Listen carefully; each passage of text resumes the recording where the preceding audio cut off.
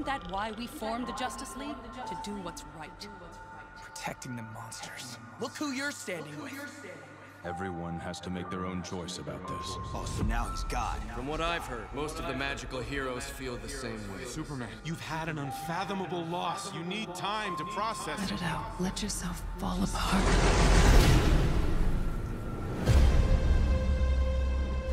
You took his wife. You took his unborn child. Why? After all these years, Betsy, you really need reasons from me?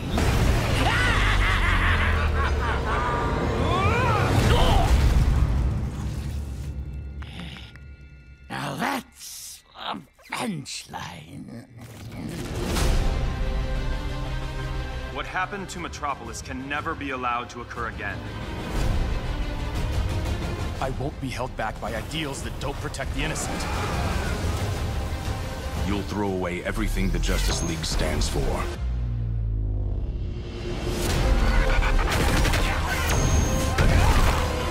You're his best friend. Talk to him. Superman has created a police state. He needs to be stopped. The laws of Superman will not be the laws of Atlantis. This time, the joke's on you.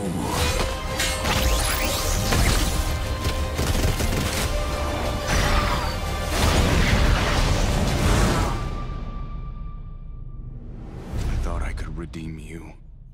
I was wrong.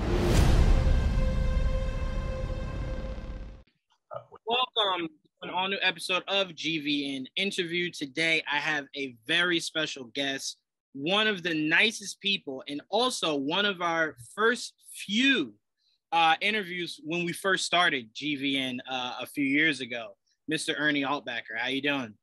Pretty good. I knew you were going places. That's why. So I'm getting at the ground floor here, you know?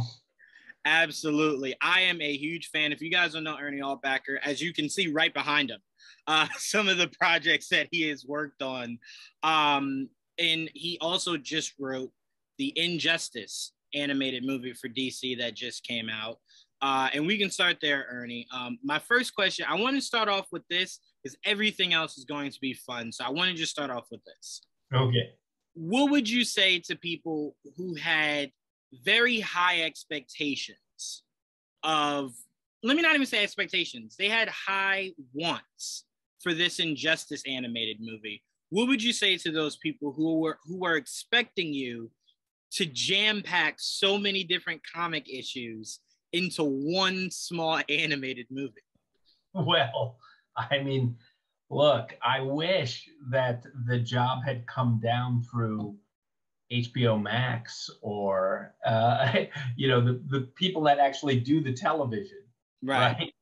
But this job comes down through Warner Home Video, and they make direct-to-video with feature-length movies, right? There was not the option to go, maybe we could do like, you know, 10 episodes of 44 minutes apiece. Like, I'd rather do something like that because the work, Tom Taylor's and Mark S. Miller's and I think Bucatello, the work is so expansive.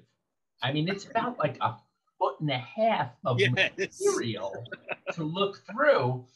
And they were like, we're just doing one for now. And it's got to have an ending, you know. So and it's going to be 72 minutes. And I was just like, I can't do it in 72 minutes. Like, do like the beginning of it. But we kind of worked through and did a through line, pared it down almost to just Superman and Batman on either side with a couple of key relationships, and tried to move forward that way. But yeah, so, you know, I think Rick Morales and Matt Peters did a great job, you know, with the animation. And I understand, you know, people I'm getting emails from even other animators of like, how come you didn't jam in Alfred kicking Superman's ass? And I'm like, on, man. We're so far away. I'm losing like really key stuff, like Black Canary. Like, we have no room for Black Canary. I'm like, oh my God. It was just like scene after scene was getting cut to get down to 72 minutes. And it was crazy, but I hope that people will like it. I hope it'll be a starting point in a conversation for Warner Brothers who are going like, we should do more of these. They didn't come with us like it's going to be a trilogy for sure, right? Because then we make some other moves. But I think that we kind of did pretty. It was one of the hardest things I've ever adapted. It's so long, and to jam one story from it and do it well was very hard, and I hope people like it. Yeah, me and you spoke before the release of this movie where you were kind of because I'm a huge Injustice fan. It's probably one of my top 5 storylines for DC because it's so Elseworld. It's so what if, you know what I'm saying? So to me, when we talked, you kind of gave me a proper reality of what to expect. And when you said that, I said, okay, no problem. Because when I first heard this was being announced, because I remember I actually, for the Wonder Woman Bloodlines release, when they were at New York Comic Con, I remember sitting in front of James Tucker and I remember asking him, could we ever see an animated Injustice movie? And I remember him saying, because I'll never forget, I remember him saying, we just built up these characters. You want me to tear them down already? And I'm like, yes, immediately give me Injustice. And he was kind of just like, we're nowhere near that. Only for a few years later for us to get right here. But no, the Alfred thing, to me, that's one of those things that was fun for the comics. I don't really need to see that adapted in this. I was more heartbroken we couldn't get this expansive enough to get the House of Magic fight. That's what I wanted. I wanted the House of Magic fight. I mean, there's obviously there's just no way. It's its own movie. I mean, I wanted to do the Lanterns. I'm like, no, it's its own movie. It's its own movie. The Magic is its own movie. Yeah. Even Atlantis is such a giant subplot. Yep. So instead, we move those away, so they're not dead yet. Right. We can use those, right? Right. And I've seen some other things of like, I mean, I love the fans because I react the exact same way. I was like one of those people who be like Lord of the Rings. It's like, no Tom Bombadil. Like people are like, who the hell is that? I'm like, oh, you didn't read the books, man, right? Or the Watchmen. Where's the the Black Ship? Where's that comic thing? Why didn't they do that too as an insert? It's impossible. Every time you adapt something, but the ones sometimes that do get me, because the same mistake is being made all the time. And it's like, oh no, you killed the Flash. And I'm like, did I? I don't know if you've read a comic ever before or seen superhero movies, but like big ones die a lot and they tend to come back, So See, I'm glad you said that. Saving the Flash. Right. See, but for now, all you get is did the Flash dirty, 1 star, and then like two, 3 movies later, it's gonna be like, oh my God, I'm so glad they did that. But we don't know. We only got the 1. We'll see if we can get more. If it does well enough, it's like You know, people are like, he's dead. I'm like, oh my God, I killed the Flash. He's never going to be in another Warner Brothers show or movie. Oh no! Did I do that? I always say, Ernie. I always say, me and my friend Joel, who wanted to be a part of this, but he couldn't make it. We always say, because we always say when it comes to, I don't want to say defending, but when it comes to standing up for the decisions you make for some of these projects, we always say, people love to have things, they love to have their cake and eat it too, because they'll tell you, I want something different, right? So then you give them something different. And then they turn around and go, no, but you didn't follow it exactly how I want it. And it's like, but you said you wanted different. Like when you do Hush, if I give you the direct storyline of Hush, I'm essentially just telling you, you could either read the book or watch the movie. It's exactly the same thing. You got to kind of make it different so it's not just so predictable. Because I remember watching Hush that you did, and I remember when it got to the reveal, I was just like, oh, I didn't see that coming. I did not see that coming, but I enjoyed the change of that. Because if you kept it the same, I'm like, well, I read the comic already. I don't need to see the exact same thing. I like to see the elements of it. But if it's the exact same story, it's kind of just like, well, I read this already. Give me something, a little bit more flavorful, kind of change it up. So like, how do you approach some of these stories where you go, I know what the story is, but maybe it needs maybe a little bit of flair or change to kind of separate what I'm doing from what the comic did?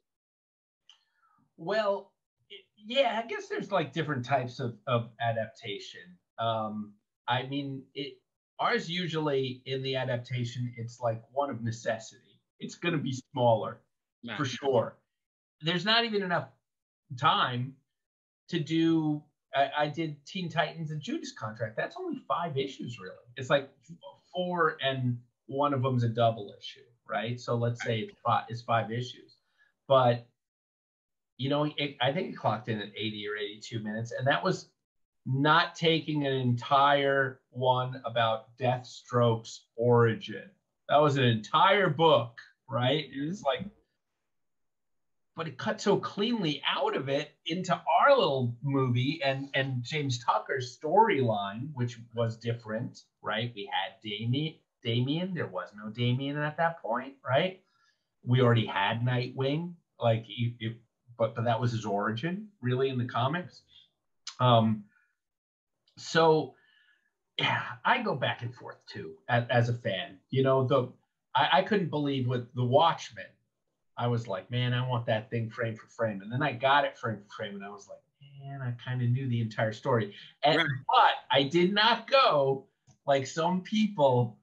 They were like, he shouldn't have changed the Squid Thing ending. And I'm like, no, that actually made more sense. Right. Like upon 20, 30 years later, sometimes there are things that the comic book writing is like, fast, deadline. Oh, rewrite it. We go to press tomorrow, rewrite it overnight.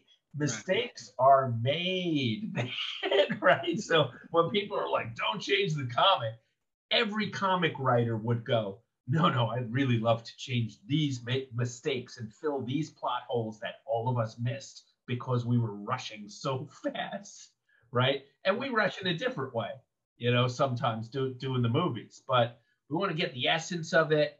And, everybody's coming out and play. No one's coming in there in the room going, man, we're going to really frick this up. We're going to ruin people's childhoods by messing with it. It's like everybody's a fan. Everybody wants to do really well, I mean, this is a packed, like Injustice is like a packed 75 minutes. Yep. So much stuff gets done in it. I found it amazing what Rick and Matt and the animators did. I was like, wow. And man, the voice acting I thought was like great. Music. There's some like really cool stuff, so I was very happy with the way it came out, but if you were expecting the entire 1.5 foot full of books, which would be like, say 30 hours. So 3 10-episode 1-hour seasons. that we could have fit it in 75 minutes, then you will be disappointed. But I mean, to be fair, Ernie, there's a lot of kind of unnecessary, like, I get that fans love certain elements of it, but there's just certain stuff to me. It's just like, it's not that important that it's in there. Like, to me, you put the one scene in this movie that I said to myself, I wasn't going to say it to you, but I said to myself, if it's not in here, I'm going to be very upset. And it was when they went to the Fortress of Solitude. And when Bruce sees Pa Kent, he goes, oh, no. We have to get out of here. If he even remotely thinks that we're here for his father, everything is gone. You know what I'm saying? To me, that was so important because it still shows that no matter what, Batman still fears Superman. He's not stupid. He still fears Superman. And it gave one of the best scenes to me in comic book history, which was the death of Oliver. Yeah. You know, that to me, no one ever really talks about that because I really do think people don't read all of Injustice because it's so wild. But that stuck to me. And what goes with that is how Dinah reacted at the funeral to Superman. But you had that in there. You had the death of Oliver. I was a happy camper. I was good that was in there because to me, that's so important to the story of Injustice because it kind of shows you Superman is slowly losing that humanity to where he's now willing to openly kill one of his own. Not just bad guys, one of his own. So that to me was a very important scene to be in this animated movie. Yep. And by the way, Dinah off to the side. So could she be looking for revenge? Exactly. In another one? Why, maybe so. I really like that one. You know, I missed that they weren't together until the thing. You know, like in the book, they were separated and then they were back together for a couple things. I just wanted to concentrate. You know, I thought, oh my God, this is like this relationship, this Harley Green Arrow thing's like fire. You know, like we need more of this. Everybody was way up on that when the first drafts came in. It's like we got plus this. You know, I thought the scene that there was a couple. Obviously, everything leading up to getting a fist, Lois dying. Oh, by spoilers, right? If you haven't seen it, but putting the fist through the Joker's, you know, chest, it had to be in there. And then the other important, like, feels scene, I guess, would be when Catwoman comes in and takes care of Batman. Yes. Just wailing the crap out of this, you know, wooden speed bag or something. It's like not even a speed bag. It's just like wood. He's eating until his hand's bloody, right? And I'm like, well, this has got to be in there, you know. I mean, there's so many, you know, good things in the original, and it was paring down to get something that will please some people. Right. No, but look, to me, I kind of feel like if you truly read all of, or if not most of the Injustice issues, you can see and appreciate what you were able to give us in this one animated movie. Because like you just said, that scene with Catwoman kind of just calming Bruce down. I'll even go a step further. What was even more important than that, because that was beautiful, was having in there Bruce carrying Dick Grayson out of the prison cell, and how adamant he was of Damian, get away from me. Oh yeah, that was a great line. And it was showing in that moment that Dick Grayson was always Bruce's blood son. Obviously, Bruce didn't have Dick Grayson, but he considered him to be a son way more than he did Damian. Oh, yeah. And that was the resentment Damian always had for both Dick Grayson and Bruce. So for you to have that in there to where it's showing that was Batman's lowest moment, was losing his son, who he considered his actual son, was beautiful. And then, like you said, the crescendo of Catwoman being and I love how Superman goes to her and goes, look, I know we don't agree on things right now, but one thing we both can agree on is our love for Bruce. You have to go. And I love how she's like, well, no, you go. And he's like, no, I can't go. Like, this is your job. You know, this is what you need to do. Yeah. No, it was really, there's many times where you could just lift lines out, you know? I mean, some adapters are like, no, I'm gonna put my own spin on it and like change all the dialogue. I'm like, what parts can I lift out? You know, like, I'm just lift this shit. Arrow cave, that's a good joke. Quiver, do it. You know, like, I'm just like pulling stuff to see what I can save. You know, so yeah. I my gut was churning too. What like, oh, Nightwing's gonna die. What have I done? You know, like, what have we done? We animated it. It's worse than the comic book. You know, you're like, or it seems the death just seems like you're hearing his voice and stuff, and it was a hard experience to watch. You know, it was.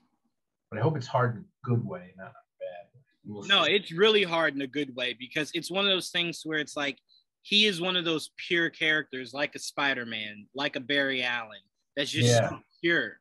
So when you see him die, it's kind of just like, oh man, did Grayson die? Like that, it kind of hits you there. It's where you're just like, oh, like, how is Bruce gonna take it? You know?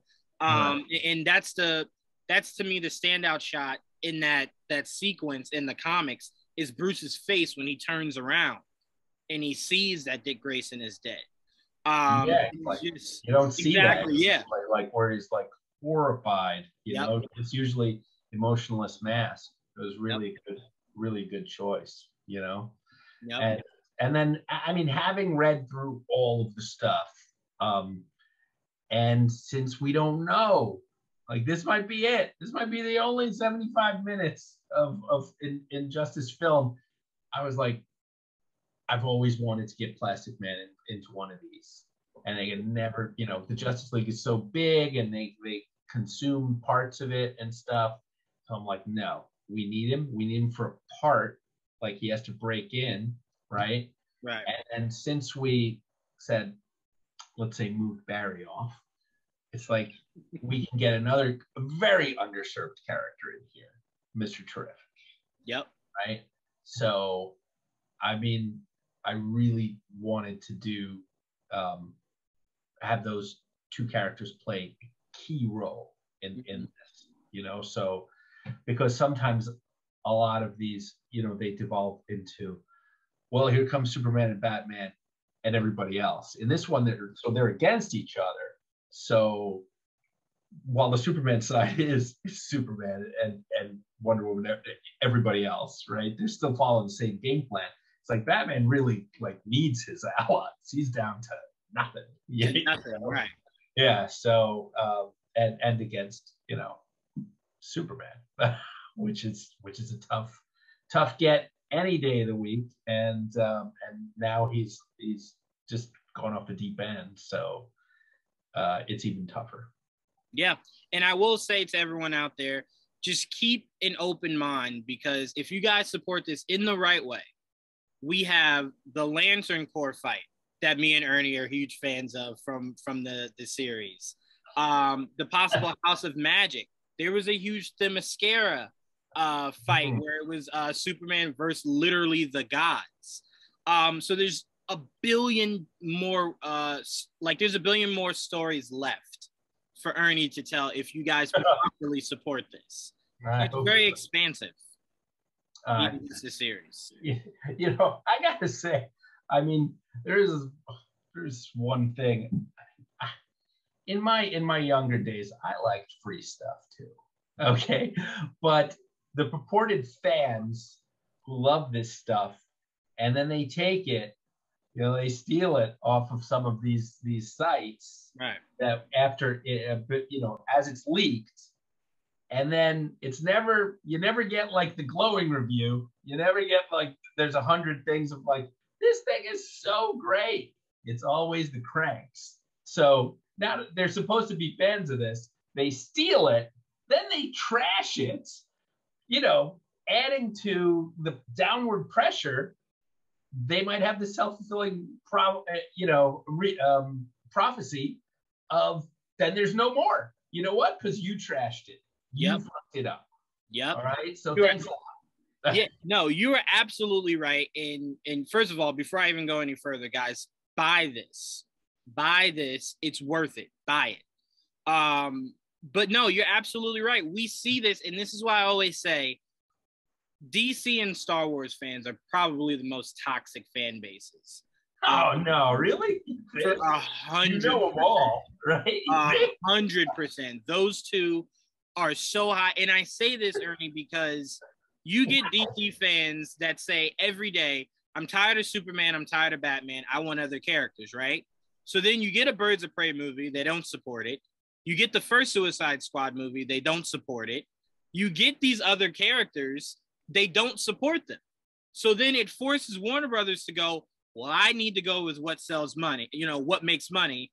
And that's always going to be Superman and Batman. So it brings us back to this. This is an expansive story. That's not just about Batman and Superman. Clearly, they're the faces of it, but it's so much more story to other people.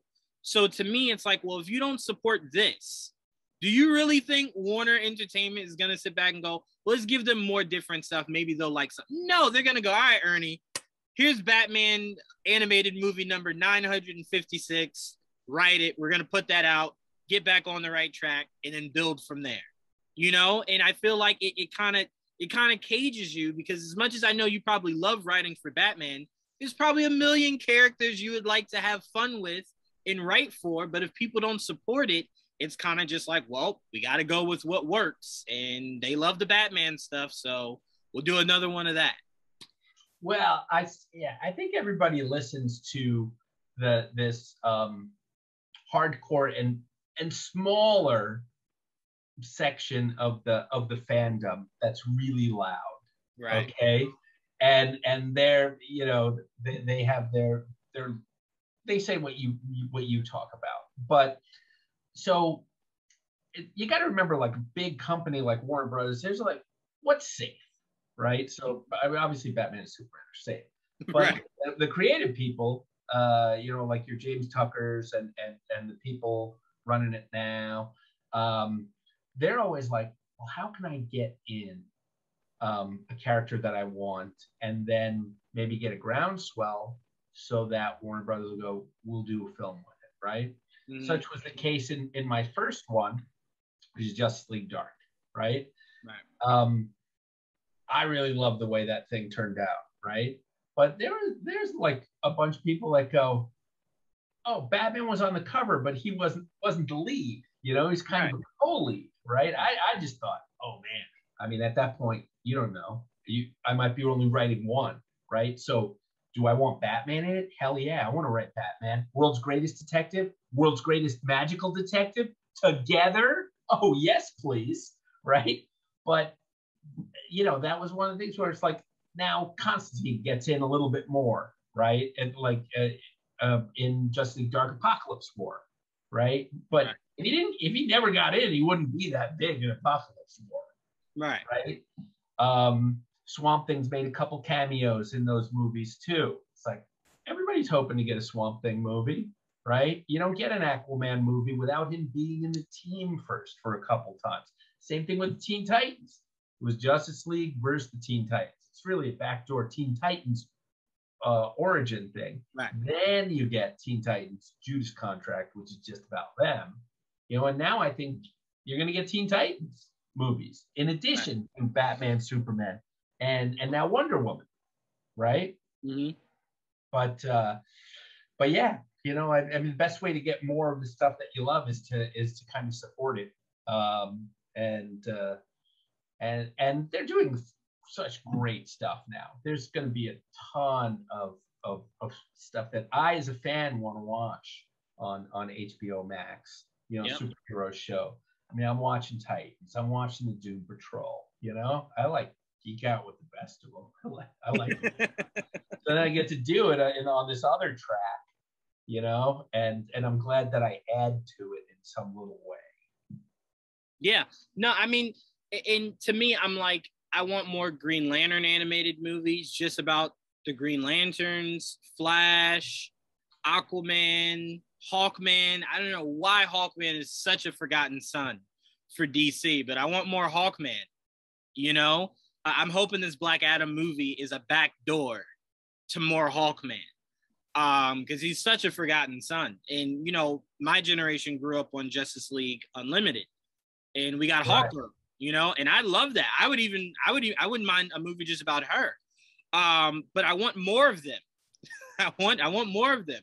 So to me, it's like, I look at Injustice, and I remember the first thing I said when this got announced was, I had always said, I thought Zack Snyder could have done an Elseworld movie trilogy, right? Where he had BVS, you could have kept that and called it Dawn of Justice. You could have had a sequel that you made Injustice, and it's about the nightmare scenario where Superman loses Lois. You get the, you know, kind of the elements of Injustice. And then the third movie be actual Justice League, you know? So you're making your way into the actual Justice League. So when I watch what you did with Injustice, I'm like, I really could have gotten that in live action with the world Zach was building, because he kind of put Injustice in his Snyder cut, some elements of it. And it's kind of just like, oh, that would look so good in live action. But I have to imagine it's so difficult to sell that, to sell a scenario where Superman's your bad guy, you know, and he's killing a whole bunch of people. Well, okay, like even though you were like, some people would be like, he definitely knows all the stuff. I know nothing. I know nothing about the live action world, right? So I'm just as a fan, like kind of spitballing here. I would think that they spent all this time, just like Marvel is, you do the films, you do this movie first, and you introduce the characters, and now you got the team and stuff. And to put something that would be so confusing and go, no, this is actually on like Earth 16, right? Right? Like the regular populace is not going to. It's like, then they are going to watch it, and it's like, I love Ezra. Oh, he's dead, right? Like if they do it, they just like freak out, man, right? Right. Like so that'd be tough. It'd be tough to do it, but boy, oh boy, and I can't even pick which version I like better. I like what we got in the movie theaters, and then that Snyder cut. Oh, just that like 8-10 minute scene with the Joker. Yes. There, I'm like, oh, I want to see more of that. Yeah, I like them both. So I'm just like, you know, I'm a big nerd at heart. I watch like all of this stuff. You know, I don't know what networks it's on and stuff, so I got to be the team player. But you know, there's some big sci-fi books being adapted that I'm ready for. So some more fantasy books that I've read before that I'm ready for, and you know, I'm just all about watching this stuff. It's great. No, I'm completely. What a time to be alive. We had go and Google.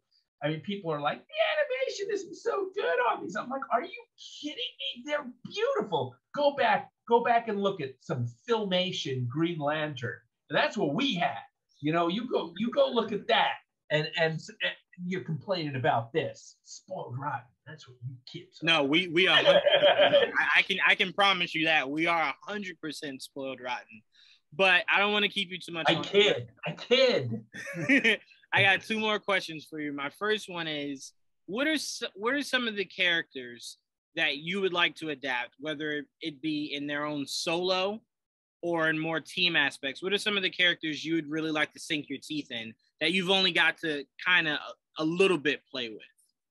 Right. Well, I just, from doing Justice League Dark Apocalypse War, there was a little side plot with the Suicide Squad, and I'd kill to write a Suicide Squad, you know, like team up adventure or something like that.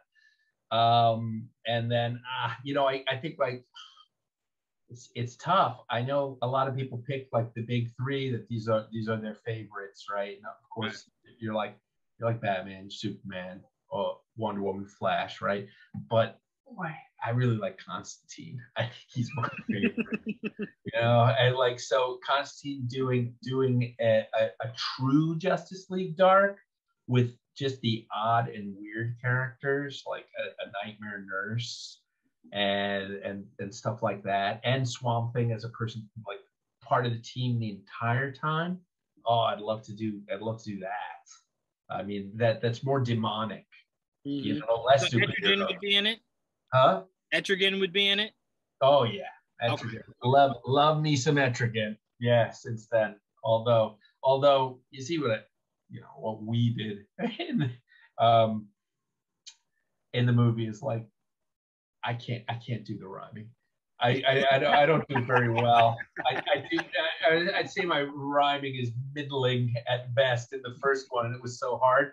And then because Jason Blood had died, I was like, no, he's so sad he can't rhyme anymore. That's the thing throughout the entire. Do one rhyme at the end, and they, people were like, yeah, that's good, and it was all just because it was like, I'm no good at doing the rhyming. Like, I can't have that be a weakness of this movie. So right. Yeah. So yeah, that's that. I think that's a good answer. Then there's random teams. I would probably be able to do a movie of just Green Arrow and Harley now. I would love. I think that would be like that would be a good side movie of just them on the run. The guy and girl on a run story, and the person you're on the run from is really angry Superman. Like, just, and you would just fit it in to, like, they finally got to the what do you call it? The toilet hideout. So it's like, we don't see him for a while, and this is the adventure that happened between that, which is how they built out Injustice anyway. Yeah. It was like, let's do more on this character. I need more pages on this one. Like, you know what? Sales are good. Yeah, okay, do like a big magical battle. Sure, why not? Have like 5 minutes on that. It's like, but you don't get it if those first ones didn't do well. Like, that was way into it, Yeah. So, the Green Lantern one came way before that. Green Lantern was like, that was one they were probably gonna do. It's like, what are we gonna turn Superman into? Like, I think they did it really well. They did an amazing job on that, having him fight off the whole Lantern Corps. And with as brutal as he got, he was murdering those lanterns. You don't want to see the. It's like, oh man, it's like Sinestro's kind of pals with Superman. You're like, like, you gotta have him pull out of this. But yeah, and that is one of the problems, is they can't end Injustice. Like, you're just gonna have more and more stuff. Right. If it's really successful, Superman's always gonna be mad at Batman. So that has to be its own universe. Right. Like, because we need them together over here fighting Darkseid stuff. And I think the Snyderverse is a different, because I think he would be pulling from the Darkseid War. Right. Yes. Right? Yeah. Where he loses Lois, so kind of different way of losing her, but that was the shock to the system. And then he's able to Svengali or overpower Superman. And now you're Darkseid's minion, his number one. Yep. It would be like really good. It's the first thing I thought as I watched that scene where Darkseid comes and kind of is standing over a kneeling Superman in the Snyder Cut. I was just like, you could do so much with that. That would be so much fun to see someone play around with, especially Zach. But no, I like that. Seeing Harley in Green Arrow together, seeing you do a Suicide Squad would be a whole bunch of fun, because to me, it's like the Suicide Squad, I think, has never been more popular than it is literally right now. Yeah. Right now, I think is the most popular it's ever been. So to me, it's like, get as many Suicide Squad stories out as we can. because there's just so many different things you can do with it. It doesn't have to be a consistent team. You know? No, you get to pull in stuff. I mean, this last Suicide Squad, I loved. It was There were so fun. many characters. I was just like, I never thought I would see fun. And I'm so glad they did that. Basically, you know, you got to show. I think in the very first one, we lost like Slipknot early or something. Right. Like, it was just you like, know, you're not going to lose any of the really good ones, right? Like the main characters. In this one, those people were getting mowed down. And I'm like, yes, it's like the beginning of Mission Impossible, whatever, right? Where it's like, the whole team just died. Yeah. You know, like what happened? So yeah, I was like, this is really cool. And I mean, to do justice to Starro, the Conqueror. Mm-hmm. I mean, you could never have that character in anything. Can you imagine with 1978 technology to try and do like Starro the Conqueror? It would just be like a guy fighting a big helium plastic bag. Yeah, it wouldn't have looked good. I mean, it wouldn't have looked good now. You're all spoiled. Everyone's spoiled. Yeah, I mean, no, we do need to appreciate that, because I did see a version of Godzilla where he drop kicked somebody, and I'm just like, that's how bad it was back then. And it's a guy in a rubber suit. You can see that it's like they're totally not even, right. Yeah, we've come a long way, a very long way. But because, like I said, I am such a huge fan of yours, and I do know that you did some of the writing on Spider-Man the Animated Series. I do always think to myself, and I'm like, I'm gonna make sure I ask him before this interview is over. Because I feel like Marvel has completely abandoned animated movies, right? Like they do their animated shows like on the Disney Channel, like for kids. But cartoons seem to be something, it's just not a priority for them. So if Kevin Feige booted up the animation department for movies for Marvel, who would you want to be the first person you got a chance to write for this new Marvel animation movie world? Oh man. I mean, like the last 5 years, me that see Deadpool and Ryan Reynolds doing it would, you know, wants to answer Deadpool, but I think I got to go classic. Wolverine. Yeah, I want to do some Wolverine stuff. Maybe like him in Japan fighting the Yakuza because he wants to marry that woman. The 4-issue thing, you know, was like, I don't know if that's been done before. No. Right, as an animated. No, no one's come close to it. I mean, yeah, no, it's like I guess Wolverine, some early Fantastic Four, you know. Although now they've got the Skrulls, right? Yep. So there's so much. That early Stan Lee stuff, I think, would be really great to animate and update. Yes. Know? So a little bit, but there's so much great stuff over there too. You know, I hope. You know, hey man, Marvel's doing pretty good with their live action stuff. They are. That's why I said the animation department never, pick up any momentum. But there's always hope. Because it gives you a chance to do other stories that you have really no interest in doing in live action. Like it allows you to do stuff like Wolverine just in Japan, which is a great storyline that I feel like, obviously we did get the Wolverine where it did focus on him being over there. Got a lot of Wolverine. Right. Right. You cast the right guy, the man and the hero, the actor and the hero come together. Certainly Margot Robbie just owned Harley Quinn, and made her giant. I really think that just lifted her off. Same thing with Wolverine. It's like the right guy got that role, and it was like kabam! All of a sudden, Wolverine is just climbing. Yeah, he's the most popular now that he's ever been, really. But no, look, you wanting to do Deadpool and wanting to do Wolverine, there's some leeway for you to combine the two. Yeah. We can get some Weapon X stuff. That. You know, Next ball would be fun, but we'll so they've got plenty of good people over there, you know. I'm just saying, when you get that call, remember me and remember we had this conversation. We spoke it into existence, because I do want to see you back doing some Marvel stuff. I love everything you're doing with DC, but I'm like, if you could do this with DC, right? What could you do with some of the most? Because I think Marvel. Like, DC is usually known for its Harley Quinn, Batman, Superman, Wonder Woman. Really, that's really like your 4 workhorses over in DC.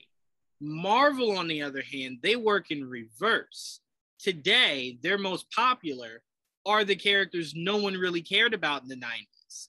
Is your Iron Man, is your Captain America, is your Thor. So I'm like, it gives now people a chance to take characters that Feige has made prominent and expand on that, like your Guardians and stuff like that.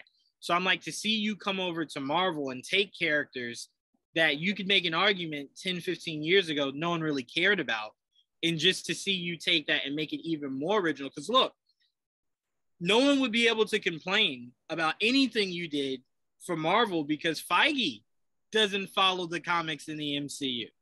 Feige very loosely follows the comics.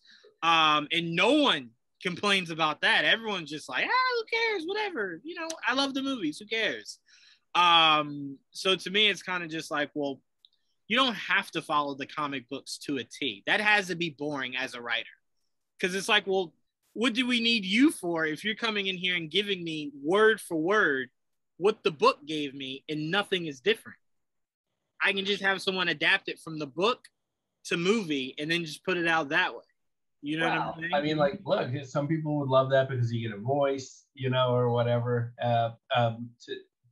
to whatever's going on in your head. But the thing is, so with the adapting, right? The people that really give you the most trouble, your adapt holes, let's just say, they don't kind of understand that, like, one issue of a comic, or 4 issues of a comic, but one issue of a comic it can't even be like a half hour, which is 22 and a half minutes mostly, of a TV show. Because sometimes that one issue, that's just the teaser. Right. Just like they'll have a battle, but it's like you can't do 22 minutes of battle. You'll kill your animators, right? So they put that down in the teaser. You have 3 or 4 minutes, so you don't have every lamppost ripping out of concrete, bashing someone in the head. Right. It gets a little bit repetitive.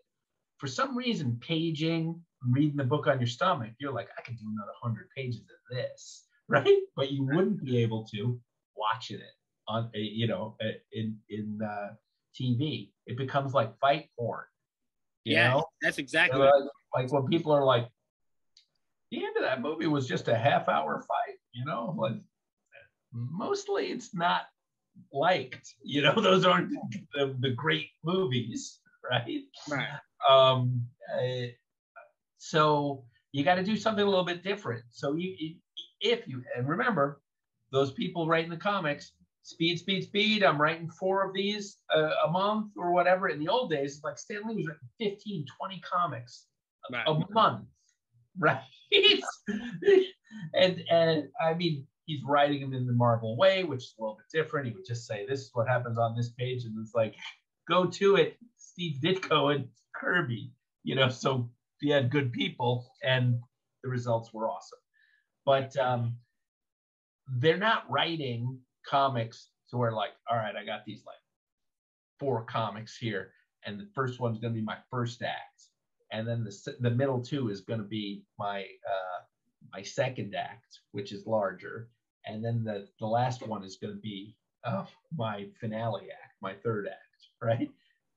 So it will never be able to be adapted the same way. Goes to a different format. If they do Injustice as a TV series or a trilogy of live action movies, it's going to be totally different. Right. They'll find a way to blend every story that they wrote into that 2.5 hour movie. you'll get big stuff, right? Big sameness in the TV, but usually they're not going to do those both at once, right? So you're going to get one or the other, right? I mean, and yeah, so it's always adapting it to a different format. Right. Will make it different. Yeah. You know, I mean, like just like any book adaptation, right, is different. You know, people are like, I love Forrest Gump. It's like, there's a bunch of stuff in there. There's Forrest Gump in space, you know, where in the book, and they were like, maybe we're taking too many liberties with this simple character being an astronaut and aliens or whatever, right? But stuff's got to change. But I'm sure there was like one person who's like, how come Forrest Gump wasn't in space, man? This sucks. 1 star. 1 star. No Forrest Gump in space. 1 star. No, but I do want to say to our audience that I always, anytime someone asks me, I always suggest, if, let's say the Injustice animated movie comes out and you haven't played the game or read the book, watch the movie first. Watch the movie first, gain your appreciation for it, watch the movie first, then you can go read everything else. Because if you read it right before you watch it, you're building these levels of expectations that are unrealistic for me to put in one movie. I can't put all the issues and all the stuff you like jam-packed in one movie and cover everything that everybody wants. It's impossible, you know? So I always say that if you're a Harry Potter fan, watch the movies, then go read the books, because I'm sure there's some stuff that JK does not have in the movies that were in the books that were pretty good, you know? So it's like, it happens all the time. Kevin Feige did Civil War. That's nothing like the comic book. A, because legally he couldn't, because it involved mutants and obviously Fox, but also it's just not the story. It's not where they were in the MCU. They couldn't have done those things. So he had to adapt it the best he could. The teams were drastically smaller, you know? So to me, it's like, again, Ernie does exactly what Feige does in the MCU with the live action. He takes a little bit. No, seriously. He takes what you're used to. He takes what you're used to. He blends it. He kind of blends the old with the new. You know what I'm saying? To where it's like, all right, well, here's a story that I want to maybe mix up a little bit, but here's all the other elements that people like the accurate moments, you know, the accurate fight scenes, stuff like that. Like I said, the Fortress of Solitude. That to me was very important because it's important to the story. You know, and you had that there. You could have easily said, that's just so much talking. Let's get it out of there. No, that's important, you know? So to me, it's like, temper your expectations, appreciate that we're getting these, you know, before you guys complain that we're getting 80 Batman movies, 80 Superman movies. Appreciate the different in the new. I'm gonna put out a thing that it was like, you know, when we did the adaptations to Judas Contract, a lot of the younger fans didn't hear about Judas Contract until they watched the movie or heard that it was this famous thing. I think in the future, when people are, when the first thing they see is the movie, when it comes in a big DC set and they go, what's this? And then they go read it before. I think anybody that hasn't been not indoctrinated, but hasn't grown up and read the comic or was doing the game, if they just come at it as a movie, I think we get 8, 9s, and 10s, you know, on 100%. You know, so in the future, this will be one I think that goes up. I've written some other stuff that I'm like, oh, that's but in this one, I'm like, I think this one's gonna like age well, because it's a pretty shocking story. And then it actually gives you an ending, because at the end of year 1 in Injustice, Superman's like, I'm definitely going to get out of this Red Sun prison and kill you, Batman. Right. Like, if we're only doing one of these, you can't end on right. You know, like that is not a satisfying ending, right?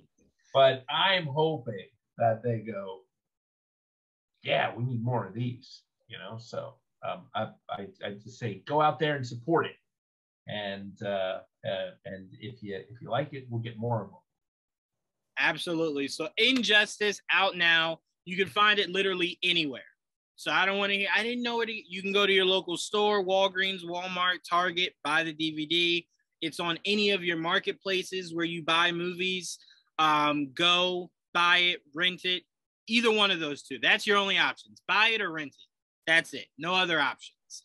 But please make sure you go check it out. I had a blast watching Injustice. And like I said, having the conversation with you beforehand got me even more excited to see it. And then I saw it and I loved it. And I want to give a shout out. Joel also loved it, who wanted to be here, but he couldn't. He really, really, really enjoyed it also. He played the games, never read the books. I read the books. Yeah, I read the books, never played the games. So we were both kind of on different spectrums of it, and we both loved it. We both loved it. So I want to thank you very much, Ernie. Please keep doing what you're doing, putting out these great stories. Hell, I'll say this. I enjoy them all. So if you can continue to just make them, I'm watching. I think DC's going to start a new division. It's like, these are just for Juwaan. Just, I'll take it. Oh, he wanted a Phantom Stranger. Okay, I guess I'll get right. You know, like, all right, more commandi. All I say is this, Ernie, the next project you have, if you get a chance, more Hawkman, more Booster Gold, Blue Beetle, Plastic Man, some of these other characters that I kind of feel like if they truly got a pop somewhere, they could be bigger than what they are because their characters are that interesting. Especially someone like Plastic Man. So it's like, whatever your next DC project is, please find a way to loop one or two of those characters in there, so we can get the excitement growing for some of these characters. Excellent. Yeah, I'll always pitch those little side characters that I think, they deserve some growth. So absolutely. Yeah, hopefully. So right. Ernie, we will be talking again soon. Thank you again very much for having this talk with me. Again, everybody, Injustice out now. Please go watch it. Ernie, take care. And until next time, peace. Thank you very much. Thank the fans very much. And watch this podcast and read his stites, right? Geek Nation, baby. Absolutely. Right. Thank you. See you later. Bye.